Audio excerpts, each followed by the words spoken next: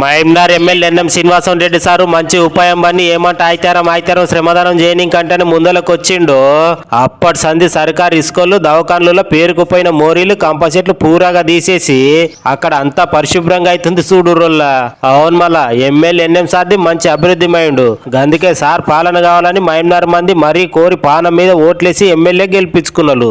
అయితే సార్ కూడా పబ్లిక్ ఎంత పానం మీద ఓట్లేసి గెలిపించుకున్నారో గంతే పానం మీద వాళ్ళు అడగక మునిపే గల్లీలు తిరుగుతుండు, ఏమేం పనులు కావాలో ఎరుక పడుతుండు, అన్ని పనులను సార్ దగ్గరుండి చేపిస్తుండు. ఇక ఆయితారం నాడు చూడండి జిల్లా కేంద్రంలో ఉన్న సర్కార్ దవాఖాన కాడికి పోయి దవాఖాన లోపల బయట మొత్తం చూసిండు. ఇక దవాఖానలో మొత్తం ఎక్కడ మోరీలు అక్కడే నిండుకుపోయినాయి. ఇక ఇవే కాకుండా లోపల కూడా గోడలు పర్రెలు వాసినాయి. ఇవన్నీ చూసి అక్కడే నిలబడి మురుగు కాలువలను దీపించిండు. పనులు ఎట్లా చేస్తే బాగా అనేది డాక్టర్లకు ఇట్లా సూచనలను సలహాలను ఇచ్చిండు. బయట పెట్టి పిల్లర్స్ వేసి పైన వాటర్ వేసి వాటర్ కనెక్షన్ తీసుకోవాలి. అప్పుడు లీకేజ్ ఏముండదు, ఇది క్లీన్ ఉంటుంది, దీన్ని మొత్తం క్లీన్ చేయొచ్చు. అట్లా ప్లాన్ చేయండి. అవుట్ సైడ్ మీకు బాత్రూమ్లు రెండు బాత్రూమ్లు వచ్చేటట్టు మీ ఇంపార్టెంట్ వార్డ్స్కి ఇస్తే అక్కడనే బాత్రూమ్లు కట్టిస్తే అయిపోతుంది. కానీ ఇంతకు మునుపున్న ఎమ్మెల్యే 10 ఏళ్ళ అధికారంలో ఉండి ఏం వెలుగబెట్టింది లేదు, ఒక్కనాడు ఇట్లా శ్రమదానం చేసింది లేదు.